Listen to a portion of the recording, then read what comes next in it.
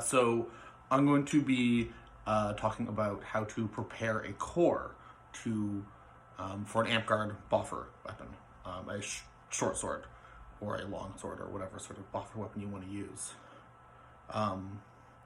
It is the first step to making a weapon. The second step being adding the foam blade to the core, but I like to keep them as separate tasks because once you make a core and the foam degrades, you can take the foam off and you can stick it back on. So once you've got a core like this, it's gonna last you a lot longer, especially if you build it properly. So what should you be using for a core? The best, most readily available, cheapest, easiest to find, strongest, lightest, is graphite golf clubs. They make fantastic cores, or carbon fiber if you find one. Really, really great cores. They're gonna last a long time. They don't break unless you fight like a goon or fight against goons. You can get them for like $5 at a thrift store. Go to Value Village, Salvation Army, Goodwill, whatever place in your area you can get like used sporting goods stores. You can get like 10 of these for like $5 each, and you've got swords for the next 4 or 5 years. And you can just pick them up whenever you can, give them out to other players, new players and stuff. You should always be on the hunt for golf club cores. The best golf club cores to buy, youth golf club cores or women's golf club cores, are going to be a lot lighter, as well as driver shafts are going to be a lot lighter. Almost all of the weight of your weapon is going to be coming from the core and the tape, and so you want a light core if you want a light weapon, which you probably do. They're faster, they're easier to move, they take less effort to use. So light weapons are awesome, and they're easier to balance properly as well. So, but really any graphite golf club's gonna do good for you, especially if you're not trying to min-max your weapons. Any really golf club's gonna do, like this one that I've got here, it's actually fairly heavy. And you can see I do have a completed core here. Let's get a little bit of space here. So this is what I'm talking about, a prepped core looks like. It's got a tip here for safety, an inch of foam, or 3/4 of an inch of foam on the top of it. This is your stabbing tip. It's got a pommel, and then it's got a handle. And I'm gonna go over all the steps and why I like to do it these ways, but honestly, the most important step is going to be adding a tip. It's not even technically required, but it's a really, really good idea. Because if you don't do this to your graphite golf club, you're going to end up with there's going to be a much, much higher chance that you injure someone with your weapon. So after you buy your golf club, of course, chop off the top of it so there's no like golf swingy thing. And there's also going to be a rubber thing on the handle. You can leave this on if you want. It's entirely up to your own preference. It adds a lot of weight and it's not super well distributed, but it's a kind of a comfortable handle, so a lot of people really like just keeping those on, and that's totally okay. I'm going to show you what I do to sort of move my balance point a little bit lower down while still having a comfortable handle that doesn't add a ton of weight to my sword. But you don't have to do that if you don't want to. It's not a huge deal. So, but the important thing is making sure you cap it properly. I'm going to show you the way that I like to do it, and also talk about some other ways you can approach capping it. So, this is what a finished core looks like. I am going to eventually put hockey tape on this. Actually, I'm going to put, at the end, I'm going to put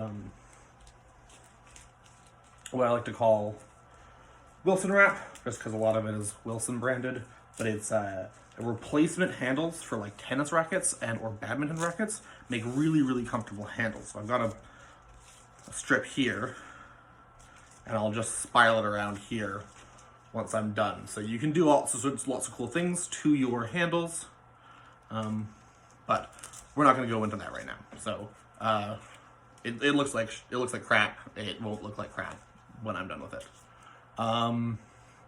So yeah, so the first step, I've got a core here. So the first step is you want to cut your core to length. The only core I've got kicking around is actually one I want to turn into a longsword, so that's what I'm going to use. But for a single short sword, which is a really great weapon to have at any given moment, you're going to want to cut your core to about 34 inches, 34.5 inches. 35 inches is going to be pushing it, because if you add more than an inch of foam here and with your tip, you're actually going to be breaking 36 inches, and it'll be a long sword, which isn't going to be legal if you want to play, I don't know, a wizard with a short sword. There's going to be lots of times where it's not actually allowed on the field, because it's specified as a short sword. So 34.5 is a nice sweet spot for me. 35 if you're comfortable that you can be really precise. 34 if you're not super worried about getting it exactly 36 on this long sword. And if you want a shorter sword, you can go 33, 32, 30. Fighting with the 31-inch sword is a lot of fun, and you'll learn a lot doing it, so don't discount those shorter weapons. But I want to make a longsword, and so I actually have a much longer core today. So we're going to start off with this tip here, and this is a little bit of a tricky process, so I'm going to explain how I do it, yeah. So we're going to start off with taking some camp pad. So this is closed cell foam. You can buy about 20 bucks a roll at like Canadian Tire and stuff. It might look different. It might look like this as well. So this two-tone stuff. This stuff's just as good. Typically, your blue color stuff ends up being kind of lighter for some reason. This stuff's a bit denser. It doesn't really matter. Unless, again, you're min-maxing, in which case, I'm sure you're already more familiar with this sort of stuff. So what I'm going to do is I'm going to take some scissors, and I'm going to cut a strip of blue foam. It's not super long. It's not super thick, so it's about this big. It doesn't have to be super precise, but like this is just over half. This is like 3/4 of an inch, and then like 2 inches long. The measurements don't matter a lot, but it is a good idea to have a little bit of an idea. So then we're gonna take some packing tape. And this is the skinny end, not the handle end of the core, so the thinner end. And take a piece of packing tape, yay long, and then place your piece of foam on that piece of packing tape so that there is space like so. What this allows us to do is we're going to be able to start attaching it to the core. So you want enough tape on this side so you can start to attach it to the core, but you also want enough space on this side so you can finish it. The last thing, I'm gonna get real close here, is you see how is like there's a very, very small amount of it that's there on the core. It's not above, and it's not like in line. There's just a very, very, very slight amount there that is in contact. So you put it right above the tip, and you shift it down like a 1/16 of an inch. And then you spiral. And then you take that tape, and you just sort of do that. Wrap it around, keep it nice and tight, keep applying pressure the whole way through, and you'll end up something like this. This is hard. It took me a while to figure out exactly how to do this effect like properly, because I'll do it like 6 or 7 times in a row, and then sometime it'll eventually look really good like that. The tricks I showed you at the beginning, having the little very, very small amount, that's the best. That's the one thing I found that makes it really consistent to get this right. Because it sort of helps it grab purchase and wraps around the core itself instead of trying to wrap around itself. So we're not done here. What we're going to do now is we're going to do another layer of tape there, just like 1 or 2 wraps. And you see how it's kind of rotating with me, or rotating against as I apply pressure, you want to make sure it's as stable as possible. So what we're going to do is now go the other way. So sort of bit to get a counter rotation going on. This will make it a lot more stable.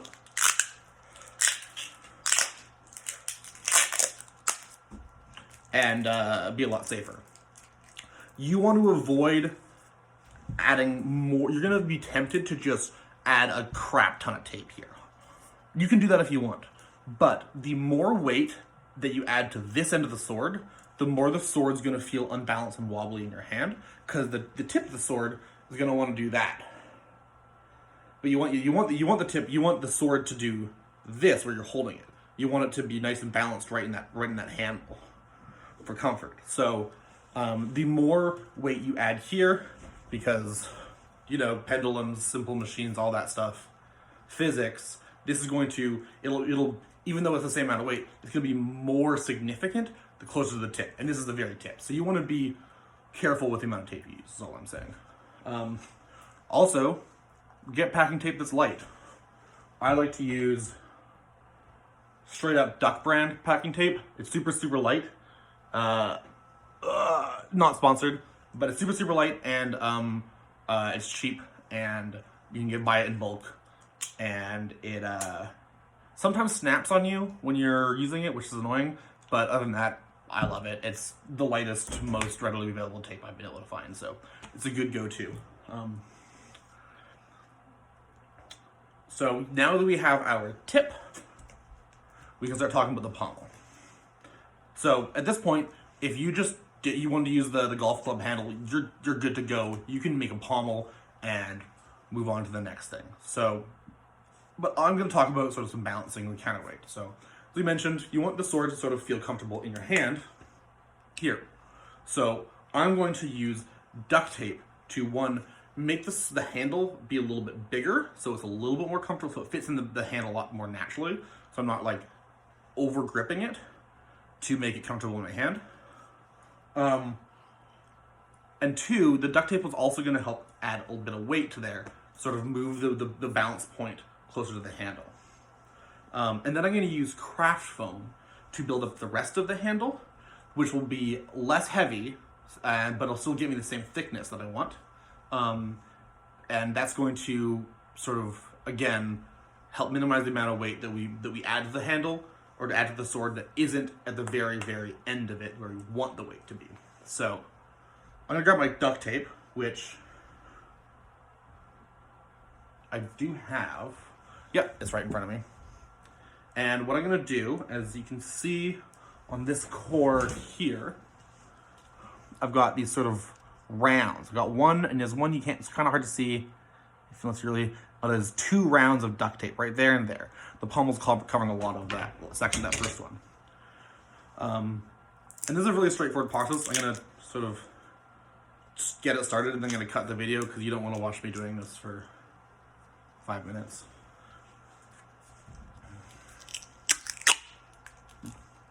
So the trick here is just to take it slow, be careful, make sure it's nice and even, just so it looks nice, feels nice, and you can line them up nice and easy. So take it nice and slow, build it up.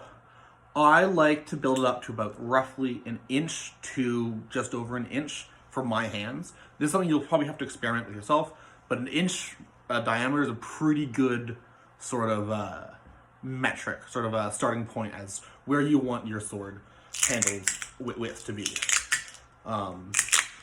Everyone has their own preferences, so this is where you got to really customize your handle and the way that you like it. Some people like them thinner, some people like them thicker. I've found that when I'm fighting Florentine or 2 swords, I like a more consistent handle, but when I'm fighting Sword and Board, I prefer a slightly thinner handle. I don't fully understand why that is, but it's just I found it's more comfortable in those situations. So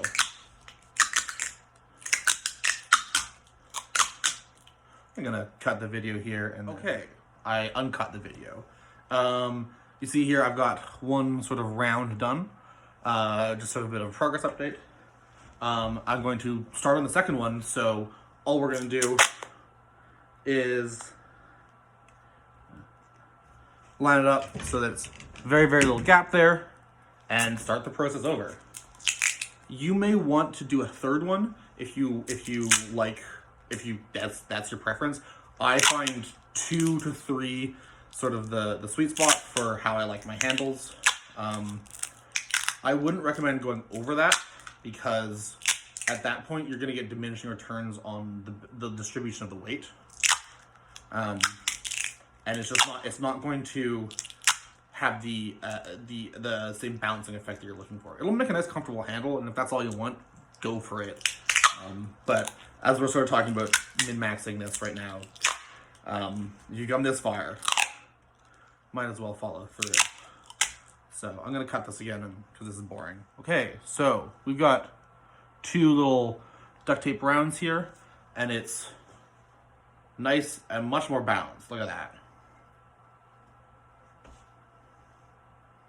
So this is already feeling really nice to swing, but there's a lot more handle to sort of bulk up to make it comfortable. We don't add a lot more weight, as I mentioned before. So the next step, this is a cool little trick that I learned. I think Bjorn Fellhand told me about this. I'm not sure where he got it from. I think it was probably Tisco who came up with this technique, but who knows? I know that it's popular in my fighting company, and I was shown it by Bjorn, so credit to him there. So what I do is I take this stuff. So this is craft foam. It's peel and stick craft foam. You can get like a block of like 20 to 25 sheets of it at Michael's or any sort of craft store. What's important is that it has this sticky back to it. And this stuff's awesome.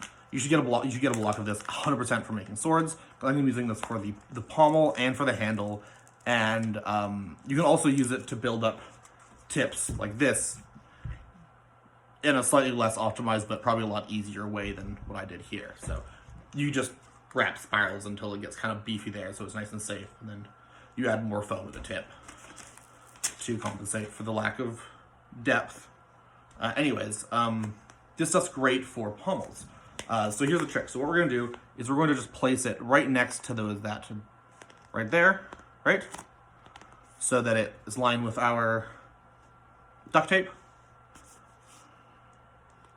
And then we're just going to wrap it up.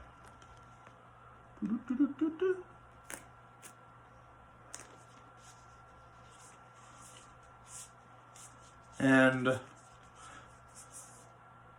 you'll see that it's a little bit squishy, maybe a little bit too squishy for our liking. We're gonna fix that. So it's also a bit larger than here. So what we're gonna do is we're gonna compress this down so that any sort of air and stuff gets taken out of it. And it actually gets pretty hard and it feels very similar to the duct tape, which is nice. That's sort of what we're aiming for. So again, we're gonna rely on our packing tape here. And this is a technique that we call sort of like torque wrapping. And so what I'm gonna do, I'm gonna take it and I'm gonna take it at the edge here.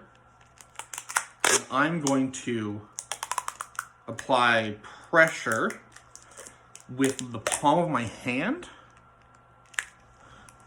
It's hard to say. The palm of my hand. And you see how it's compressing the foam? See that like ridge right there? That's pulling that foam tight.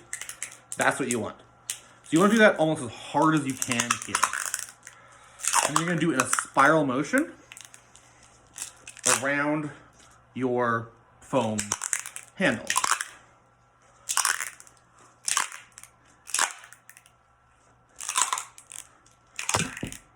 Ooh.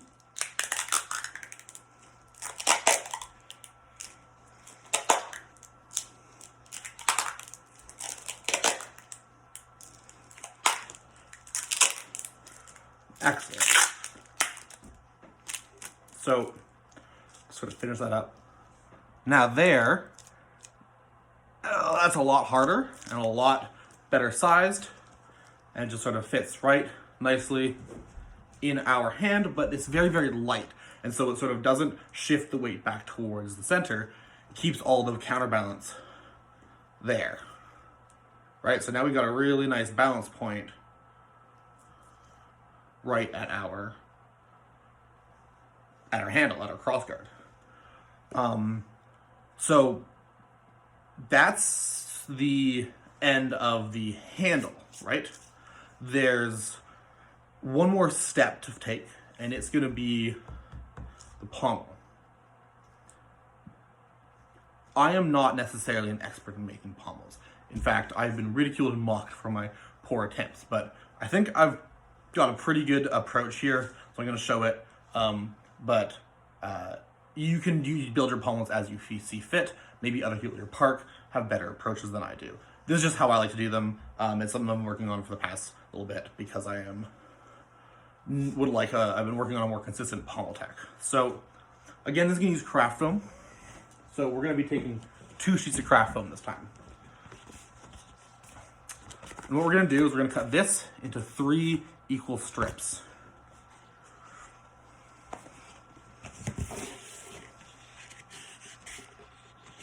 So I'm going to do that. So I said equal. I actually lied slightly.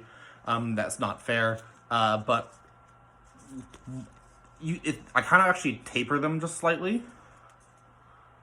And that's just because I'm going to be compressing them and trying to make a cone shape out of them at the end of the process. So it's fine. So after we got these 3, we're going to go back to our pommel here, or our handle. We're going to take that largest one, and we're just going to wrap it around.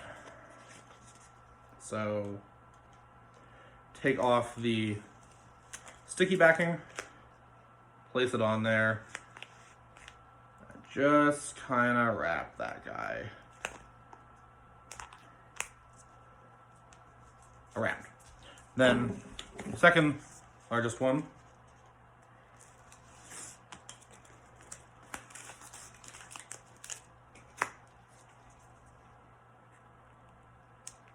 and wrap it around all the way around here. Ta-da. And then the last one here. So this makes a pretty good start to our pommel.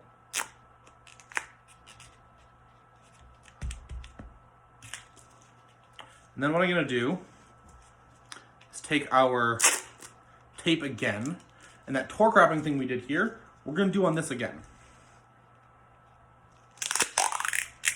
And the trick with this one is we want to really focus on that cone shape, getting this to a nice little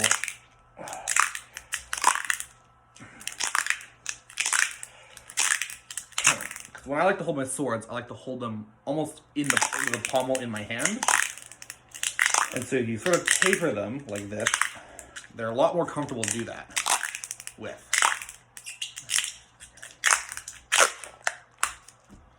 All right, so there, we've got a nice sort of taper to there. Fits in the palm of the hand like that. And then we just got to cap it. So there are 2 approaches you could do this. You could just take some more of this blue foam, cut a little ring out, pop it on there, call it a day. But I like to use little squares of this stuff, just layer it down, and it just builds a lot more of a prettier looking pommel, a little more consistent. So we're gonna make a bunch of those squares, place them on there. You're gonna use another one of these on your 3rd sheet. So in total, this handle takes 3 sheets of craft foam. So I'm gonna again cut these off, and I'll see you guys in a day. So I've got a bunch of little squares here, and I'm just going to layer these like that. Do that around I'm going to alternate so that it sort of builds up in a circle around it, and it ends up just pushing that pommel to reach the 2.5 or the 2-inch requirement for safety. right? And I'm gonna do a little bit larger than that and then use some tape to compress it down again to make it look nice and coherent and uniform, just because who doesn't like a pretty looking sword?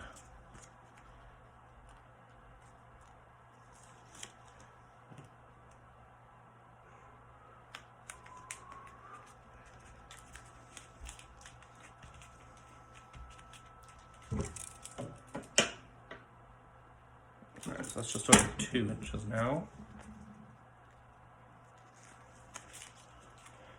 And so this is sort of one of those processes that I'm actually fairly certain can be improved by anyone who's smarter and craftier than I am. But these are just sort of things that I've picked up in my experimentation. So feel free to experiment and stuff with that. And if you come up with a better approach, please send me a message, because I would love to hear it. Cool. So, again, take our packing tape, and we're just gonna sort of squeeze that down.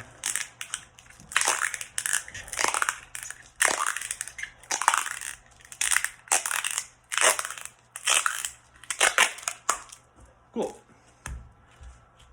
Foam, nice comfortable pommel, nice and consistent, nice and uniform. You're just gonna pass your safety checks. You've got a tip there, good for stabbing people with. Well, good for making sure that this core doesn't poke through your stabbing tip, actually. And you've got a nice sized handle.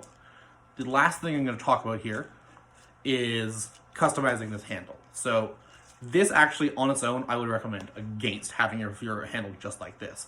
The reason why is the packing tape and the duct tape are actually fairly slippery, and it's not easy to get a good grip on it. That's where grip tape comes into play. Where's my army tape? There it is. That's where grip tape comes into play. So this is like hockey tape. It's fantastic. That's the easiest solution to this. Throw some grip tape on there. Bob's your uncle, and you're gonna have a comfortable, well-balanced sword core that you can reuse over and over again, because the handle is gonna be comfortable. You could also get some of like this stuff, which I really, really like. And it sort of gives it that badminton racket handle feel. Makes it feel super professional, super comfortable, super grippy. And then I'll do a light spiral of grip tape over top of that to give it an extra bit of, so it's like comfortable and then it's grippy at the same time. So that's my preferred handle, but you can experiment. There's lots of different people doing cool things out there with handles and other things, but it's up to you what you want to do. Take a spiral of hockey tape, wrap it around that handle.